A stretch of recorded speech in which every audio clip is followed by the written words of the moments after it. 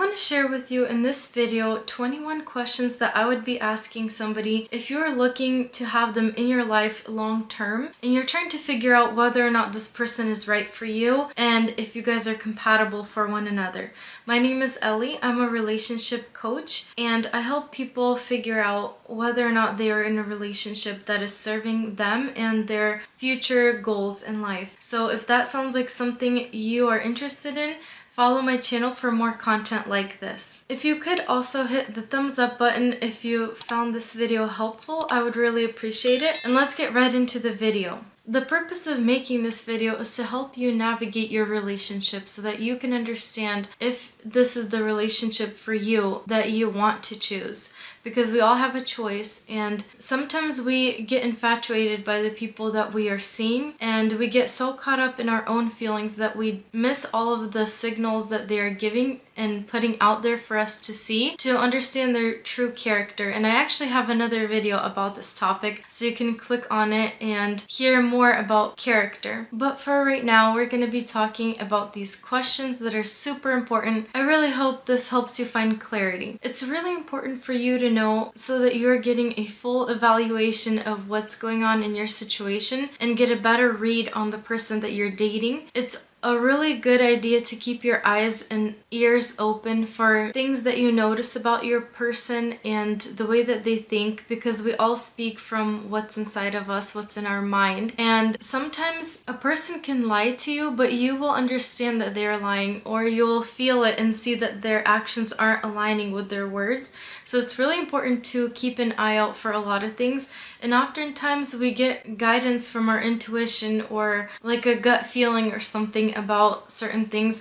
And it's possible that you're not going to experience that too much, especially when you have all the butterflies and you're so engaged in the experience of having this person in your life. But it's really important to be fully aware, and we do have 5 senses for a reason. It's not just hearing and liking what you see, but being able to experience the full presence and everything that that person has to offer is super important. Another really important thing I want to note before we get into it is that people do change. Oftentimes we evolve throughout our lifespan, and if you're planning to be married or in a long-term relationship with this person, you need to be prepared to see different sides of them, and you need to be able to see them change as an individual. So don't think that everything that you see and experience with that person is set in stone and it's never going to change, because it most definitely will, and life has a funny way of doing that to every couple and every relationship. So be vigilant and take everything that I say with a grain of salt. Understand that there are a lot of subjects that I don't touch on in this video, but I wanted to put together some of the things that I found to be most valuable because I know that it can help you out in some way.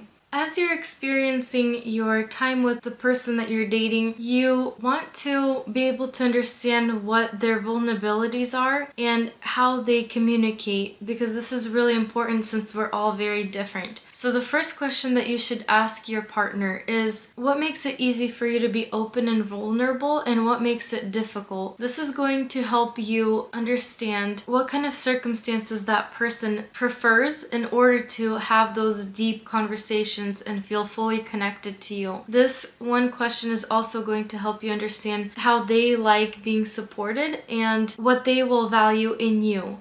So that's the first question. The second question I have for you is, ask them what their idea is of a healthy interdependent relationship, because when two people decide to merge their lives, it's very easy for them to step on toes, and at the same time it opens up this ability for them to connect and gain a deeper dependency and enjoyability with one another. And it's a really good idea to understand what that person values in a long-term relationship. How do they see that relationship playing out? What would be the best case scenario for them? The third question you should ask them is, what would their exes say about them as a person? How would they talk about the relationship that happened, and what characteristics would they describe that this person has? And it's really important to ask this because sometimes you will gain an insight or something that the person may have been holding back from you that they will at that time present, because this question makes anybody uncomfortable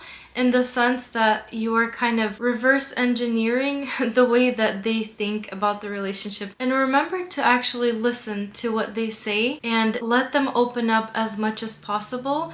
Lay back, and you need to be able to have an open mind when that person starts talking about how their ex would describe that relationship that they had or them as an individual. Number 4, it's a good idea to ask them who their closest people are and why they like those specific people in their lives, what holds up their bond with those close people, and maybe if there's somebody in their life that they're struggling to have a connection with or have a rocky relationship with. It's good to understand your partner because this will be very telling of what their personality is like, and whatever the conflicts are, it is going to tell you a lot about how they interact in conflicts and as well as what they value in relationships that may not necessarily be intimate, but just in people in general. So it's very telling of their character, which is exactly what you're trying to find out when you are asking these questions. Number 5, you should ask them what their relationship was like with their parents when they were growing up and how that dynamic was, what their life was like. Now, this is like a loaded question, okay? This one gets bonus points if they answer because this is going to tell you a lot about them as a person, and psychology proves that a lot of the way that we are today comes from our childhood, the traumas that we have, the things that we consider to be normal, the way that we're attached to other human beings. All of it comes from our childhood. So, or I shouldn't say all of it. Most of it comes from our childhood. So understanding from their perspective how their experience was growing up is going to tell you so much about the person. Number 6, ask them how their relationship with their parents will change if you guys do get married or live together or build a life together. How will that person's relationship with their parents change once you guys are officially committed to one another? This is going to tell you a lot about how ready they are in terms of being able to depend on the two of you and step up to the plate instead of being still guided by their parents or their parental figure. Number 7, it's going to be a question about money and finances, but you need to ask them what the biggest amount of debt that they've ever had was and how that is going for them, what their spending habits are versus their saving habits, what they consider to be normal. And this is going to tell you a lot about what you can expect to see as your relationship progresses and what role each of you will play in that dynamic, because most of the time there is an all too common dynamic of having a spender and a saver in a relationship, and that may not be the case for you, but either way you really want to know what to expect when this relationship moves forward. And number 8, you need to ask them about their spirituality or religion and how important it is to them. And not only how important it is to them, but how involved are they in that practice, or if it's a church or something in that community, in how much of their life revolves around their spiritual world and life. Number 9, ask them what their biggest lesson or takeaway was from their previous relationship. And this is going to tell you again about their personal development journey and how they feel. And oftentimes if someone is trying to make things sound better than they are, you will be able to pick up on that. It's not always 100%, and there are some very convincing people, but of course if you're in a relationship with this person, you obviously like them for some reason. So just use your better judgment, but it is a good question to put out there and just see what kind of feedback you get and how you feel when you hear whatever it is that they're saying, and be open-minded to understand if there might be an alternative motive for giving you that answer that they do. If they might have something else, usually you'll be able to know. Sometimes you can pick up on things throughout the way that they talk, with their body language and things like that. Number 10, ask them about intimacy. Ask them what it means to them to be close to their partner and how they would keep the romance alive in their marriage after, or as your relationship progresses.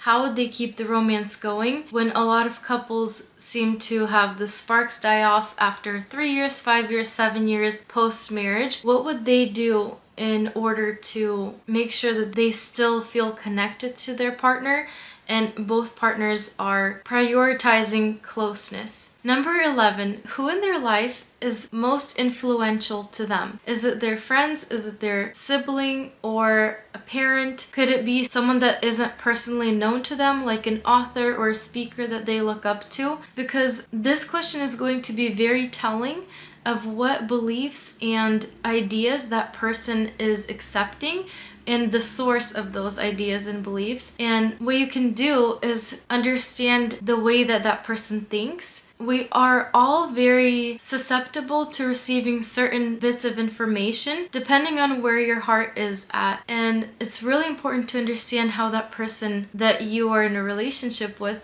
the one that you're going to tie yourself to, how they do and who they listen to and whose opinion they care about. Number 12, ask them what qualities they value most in a partner and ask them to list a few just to get their brain to really work, because the more that they come up with spontaneously, the more likely it is to be an honest answer. We all at least have 5 qualities that we can name in a partner that we want. We can all at least name 5 qualities that we find virtuous for our partner to have. I think it would be very fair to say that mostly everybody would name a few similar ones, but the more that they think about the answer, the better the feedback will be in the way that they answer the question for you.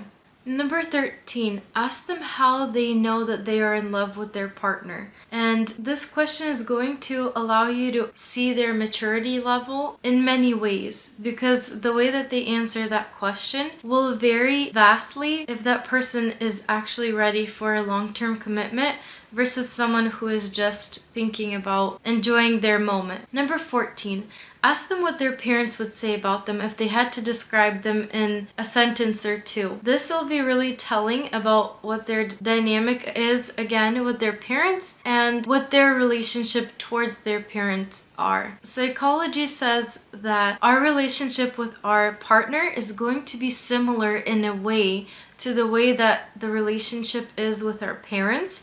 So that might give you a little more insight to what you can expect. This is going to tell you a lot about how they communicate and also which emotions they experience most often, which ones they are most comfortable with expressing. All of these things are very telling of that person's character and behavior pattern. Number 16, ask them who their role models are as far as married couples go who have a successful relationship and your partner looks up to that couple. This can be really informative for you, again, to understand what your partner values and whether or not that is the same thing that you are looking for. It will also give you some insight to how they see other couples and what they value, again, especially as someone who is not actually in that relationship but is looking up to them. This can be really insightful. Number 17, ask them about what they would have to give up in order to be in a long-term relationship with you and how they feel about those things.